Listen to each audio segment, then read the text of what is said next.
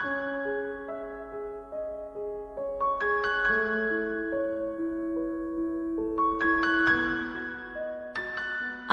এই বিশেষ আলোচনায় আপনাদের স্বাগত। আমরা আজ কথা বলবো একটা বাংলা একক নাটকের পাণ্ডুলিপি নিয়ে। নাম চোখের দেখা। গল্পটা সরফরাজ নামে এক তরুণকে নিয়ে, মানে বাবার মৃত্যুর পর সংসারের দায়িত্ব নিতে আর জুয়েলারি ডিজাইনিং শিখতে সে আসে এক নতুন শহরে। বেশ কঠিন পরিস্থিতি। হ্যাঁ, আর এই জীবন সংগ্রামের মধ্যেই হঠাৎ করেই ছাদে তার সাথে আতিকা নামের এক মেয়ের পরিচয় হয়। তো আজকে আমরা এই নাটকের একটু গভীরে যাব, এই যে অব্যক্ত অনুভূতিগুলো, পরিস্থিতির চাপে নেওয়া কিছু সিদ্ধান্ত আর সময়ের পরেও থেকে যাওয়া স্মৃতি, এইগুলো বোঝার চেষ্টা করব। ঠিক। আচ্ছা, কখনো কি এমন হয় শুধু একবার দেখে কারো মুখ মনে গেঁথে যায় একদম স্থায়ীভাবে? হতেই পারে, খুব স্বাভাবিক এটা। আর আজকের আলোচনাটা কিন্তু পুরোপুরি এই চোখের দেখা নাটকটার স্ক্রিপ্টের ওপর ভিত্তি করে। অবশ্যই। আর এই ধরনের গল্পগুলোর আপাত দৃষ্টিতে খুব সাধারণ মনে হলেও এর ভেতরে অনেক গভীর সংবেদনশীল দিক থাকে। অনেক সময় যা মুখে বলা যায় না, একটা চাহনি বা একটা ছোট্ট ঘটনাই অনেক কিছু বলে দেয়। একদম। আর এই নাটকের যে প্রেক্ষাপটটা, নতুন শহর, একাকিত্ব, হঠাৎ দেখা, এগুলো যেন ওই না বলা অনুভূতির জন্য একেবারে উর্বর জমি তৈরি করে দেয়, তাই না? ঠিক বলেছেন। তাহলে চলুন গল্পে ঢোকা যাক। নাটকের শুরুতে আমরা দেখি সরফরাজের স্ট্রাগলটা। বাবার মৃত্যুর পর পরিবারের দায়িত্ব কাঁধে, নিজের পায়ে দাঁড়াতে হবে। এই জন্যই কলকাতা ছেড়ে এক মফস্বল শহরে আসা। সেখানে জীবনটা একেবারে অন্যরকম। নিজের হাতে রান্না করা, কাপড় কাচা, তার সাথে আবার কাজ শেখা, পড়াশোনা, বেশ কঠিন একটা রুটিন। বোঝাই যাচ্ছে খুব চাপের মধ্যে ছিল। তো এরকমই এক ক্লান্ত বিকেলে এসে ছাদে ওঠে, হয়তো একটু খোলা হাওয়ার জন্য। আর তখনই পাশের ছাদে চোখ পড়ে আতিকার উপর। প্রথমবার চোখাচোখি, আর সরফরাজ কেমন যেন একটু অপ্রস্তুত হয়ে পড়ে। এই ছাদের ব্যাপারটা কিন্তু খুব ইন্টারেস্টিং। এটা শুধু একটা জায়গা নয়, এটা যেন ওদের জীবনের ওই বিশেষ সময়ের একটা প্রতীক। একদিকে খোলা আকাশ, সম্ভাবনা, আবার অন্যদিকে পাশের বাড়ির নজর, সামাজিক বাধা। হ্যাঁ, ঠিক। তো এই ছাদটা একই সঙ্গে খোলামেলা, আবার কেমন যেন একটু আড়াল করাও। আর এখানেই ওদের প্রথম সংযোগটা তৈরি হচ্ছে, কোনো কথা ছাড়াই, শুধু চোখে চোখে। হ্যাঁ, আর এই ব্যাপারটা এই চোখে চোখ পড়াটা বারবার ঘটতে থাকে। মনে হয় যেন একটা নীরব বোঝাপড়া তৈরি হচ্ছে ওদের মধ্যে। কয়েকদিন পর একটু একটু কথাও শুরু হয়, খুব সামান্য। সরফরাজ জানতে পারে যে আতিকা ওর শহরে পড়াশোনার ভালো সুযোগ নেই বলে মামির কাছে থেকে পড়ছে। আচ্ছা। তার সেও নিজের ভবিষ্যৎ গড়তে বাড়ি থেকে দূরে। এখানে দুজনের জীবনে একটা মিল খুঁজে পাওয়া যায়, তাই না? একদম ঠিক। দুজনের জীবনেই একটা লক্ষ্য আছে, একটা সংগ্রাম আছে। হয়তো এই মিলটাই ওদের অজান্তে কাছাকাছি আনছে।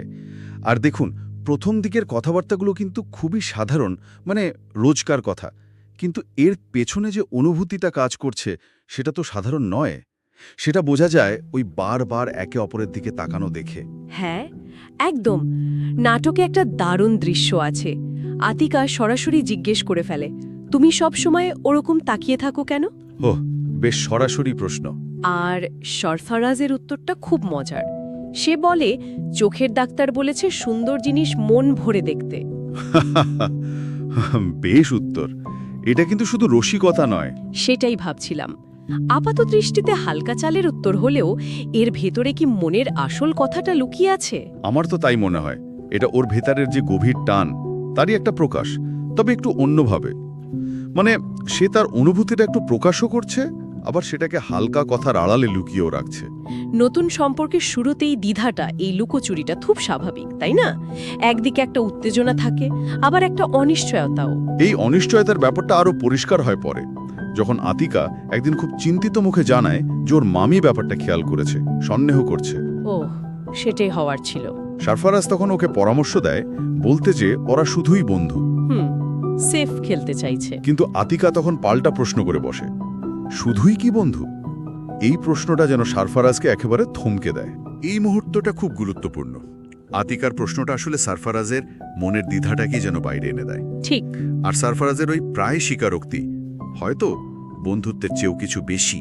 এই যে আধা প্রকাশ, এটাই ওদের সম্পর্কের একটা টার্নিং পয়েন্ট। আর তারপরেই ওই দুজনের মুখে লাজুক হাসিটা। হ্যাঁ, ওই হাসিটা, ওটা একই সঙ্গে প্রাপ্তির আনন্দ, আবার আসন্ন ঝড়েরও একটা ইঙ্গিত দেয় যেন। এখানেই কিন্তু ওই অব্যক্ত ভালোবাসার থিমটা খুব জোরালো হয়ে ওঠে। ওরা অনুভব করছে, কিন্তু পরিস্থিতি বা হয়তো নিজেদের ভেতরে জড়তার জন্যে পুরোপুরি বলতে পারছে না। আর সেই ঝড়টা আসতেও দেরি হয় না। আতিকার মামি, তিনি সরাসরি বাধা দেন, খুব কঠিনভাবে বলেন, আতিকাকে স্পষ্ট হুমকি দেন, আর একবার যদি সারফারাজের সাথে কথা বলিস, তোকে বাড়ি পাঠিয়ে দেব, পড়াশোনার করতে হবে না তোকে। সর্বনাশ! এটা তো মারাত্মক চাপ। হ্যাঁ, এই হুমকিটা আতিকার জীবনটাকে একদম ওলটপালট করে দেয়। এখানেই আমরা দেখতে পাই পরিস্থিতি কিভাবে ব্যক্তিগত অনুভূতিকে নিয়ন্ত্রণ করে ফেলে, কন্ট্রোল করে ফেলে। আতিকার সামনে তখন একটা কঠিন চয়েস, একদিকে তার অনুভূতি, অন্যদিকে তার ভবিষ্যৎ, তার পড়াশোনা। মনে রাখতে হবে, সে তো পড়াশোনার জন্যই মামির কাছে এসছে। শিক্ষাটা ওর কাছে হয়তো মুক্তির পথ। এই অবস্থায় সিদ্ধান্ত নেওয়াটা ভীষণ কঠিন। সে তো একদম ভেঙে পড়ে, কান্না ভেজা চোখে ছাদে যায়, সারফারাজকে জানায় যে তাদের আর কথা বলা বা দেখা করা সম্ভব নয়, কারণ সে তার পড়াশোনাটা বন্ধ করতে চায় না। এই দৃশ্যটা যে কি করুন! উফ, ভাবা যায়। সারফারাজের অবস্থাও খুব খারাপ, সেও কষ্ট পায়, কিন্তু কিছুক্ষণ চুপ থেকে শুধু বলে, তুমি যেটা ভালো মনে করো সেটাই করো। সারফারাজের এই যে নীরব সম্মতি, এটাকেও কিন্তু এক ধরনের ত্যাগ হিসাবে দেখা যায়, তাই না? হ্যাঁ, তা তো বটেই। সে নিজের কষ্টটা চেপে রাখছে, আতিকার সিদ্ধান্তকে, ওর ভবিষ্যৎকে সম্মান জানাচ্ছে। আর এখানে লক্ষ্য করার মতো বিষয় হলো, বাধাটা আসার সঙ্গে সঙ্গে ওদের মধ্যেকার কমিউনিকেশনটা ভেঙে যাচ্ছে। ঠিক। আতিকা সরাসরি কথা বন্ধ করে দিচ্ছে, আর সারফারাজও সেটা মেনে নিচ্ছে। বাইরের চাপ প্রায়শই সম্পর্কের ভেতরে প্রথম আঘাত হানে এই যোগাযোগের পথটা বন্ধ করে দিয়ে। এরপর ওদের শেষবার ছাদে দেখা হয়। আগের মতো সেই চঞ্চলতা, চোখের ভাষায় কথা বলা কিছু নেই, শুধু নীরবতা। ওরা চোখে চোখ রাখে ঠিকই, কিন্তু সেই দৃষ্টিতে কেমন যেন বিদায়ের ছায়া। আতিকা ছাদ থেকে নেমে যায়। সারফারাজ একা দাঁড়িয়ে থাকে। যে সম্পর্কের শুরু হয়েছিল চোখে চোখে, তা যেন শেষও হয়ে গেল ওই নীরব দৃষ্টি বিনিময়ের মধ্যে দিয়েই। এই নীরব বিদায়ের দৃশ্যটা আমার মনে হয় নাটকের অন্যতম শক্তিশালী একটা অংশ। কোনো চিৎকার নেই, নাটকীয়তা নেই, শুধু ওই নীরবতা দিয়েই বিচ্ছেদ আর তার গভীর কষ্টটা বোঝানো হয়েছে। এটা আমাদের ভাবায় যে জীবনের অনেক বড় বড় কষ্ট বা টার্নিং পয়েন্টগুলো হয়তো এভাবেই খুব নীরবে ঘটে যায়। এরপর গল্প লিপ নেয় ৩ বছর পরের সময়। সারফারাজ কলকাতায় ফিরে গেছে। সে এখন বেশ প্রতিষ্ঠিত, নিজের জুয়েলারি ডিজাইনিংয়ের ব্যবসা, বাড়ি গাড়ি সবই হয়েছে।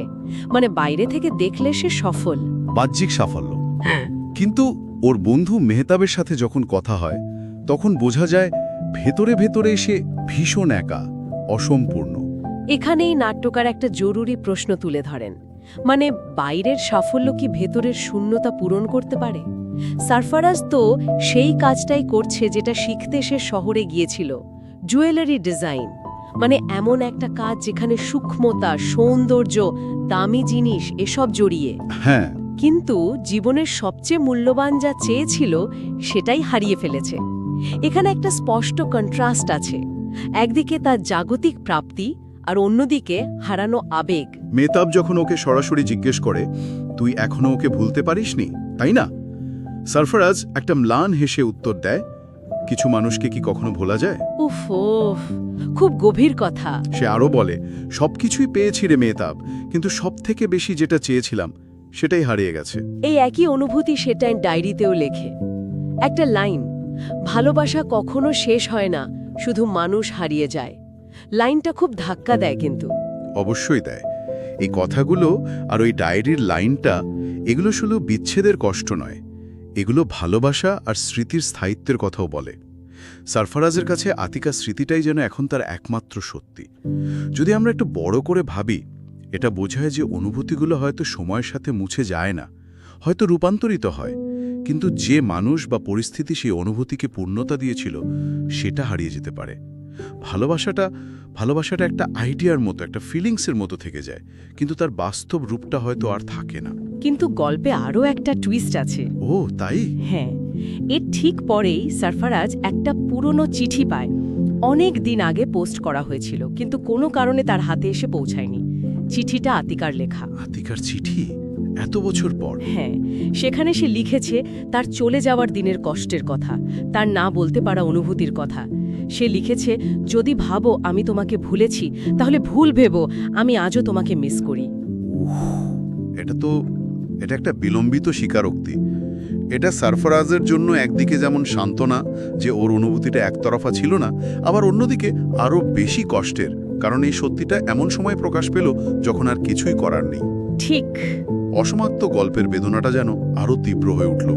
চিঠিটা প্রমাণ করে ত্যাগটা শুধু সারফরাজের ছিল না, আতিকাকেও ওর অনুভূতির সাথে লড়তে হয়েছে, এবং হয়তো এখনো হচ্ছে। চিঠিটা পড়ে সারফরাজের চোখ ভিজে যায়। সে ওটা বুকে জড়িয়ে ধরে।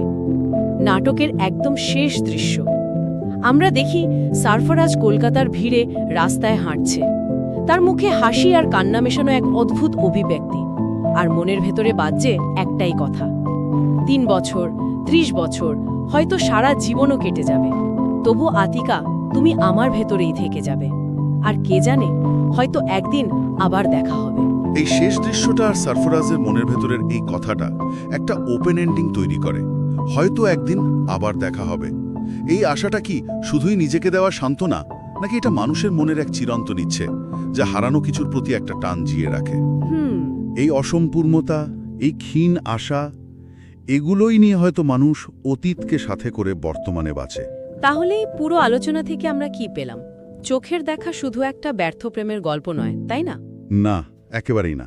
এটা তার চেয়েও বেশি কিছু। এটা পরিস্থিতি, ভাগ্য আর ব্যক্তিগত সিদ্ধান্তের টানাপোড়েনের গল্প। এটা দেখায় কিভাবে জীবনের কিছু মোড়ে নেওয়া সিদ্ধান্তগুলো আমাদের ভেতরে একটা দীর্ঘস্থায়ী ছাপ ফেলে যায়। অব্যক্ত অনুভূতি, ত্যাগ, সময়ের সাথে লড়াই করার স্মৃতি, আর সাফল্যের মাঝেও থেকে যাওয়া এক গভীর শূন্যতাবোধ।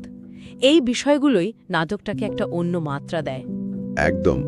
এই গল্পটা আমাদের হয়তো এটাই ভাবায় যে জীবনের পাওয়া না পাওয়ার হিসেবটা সব সময় অত সরল হয় না। বাইরের সাফল্য হয়তো অনেক ক্ষত ঢাকতে পারে, কিন্তু কিছু শূন্যতা, মানে কিছু আবেগিক শূন্যতা হয়তো চিরকালই থেকে যায়। আর বিচ্ছেদের পর আমরা যে স্মৃতিগুলো বয়ে বেড়াই, সেগুলো কতটা আসল আর কতটা আমাদের মনের কল্পনা বা ইচ্ছা পূরণের রঙে রাঙানো। ওই যে যদি আবার দেখা হয় ভাবনাটা, সেটা কি অতীতের প্রতি বিশ্বস্ততা, নাকি বর্তমানের অপূর্ণতা থেকে পালানোর একটা রাস্তা? এই প্রশ্নগুলোই হয়তো এই নাটকের আবেদনকে দীর্ঘস্থায়ী করে তোলে, আমাদের বারবার ভাবতে বাধ্য করে।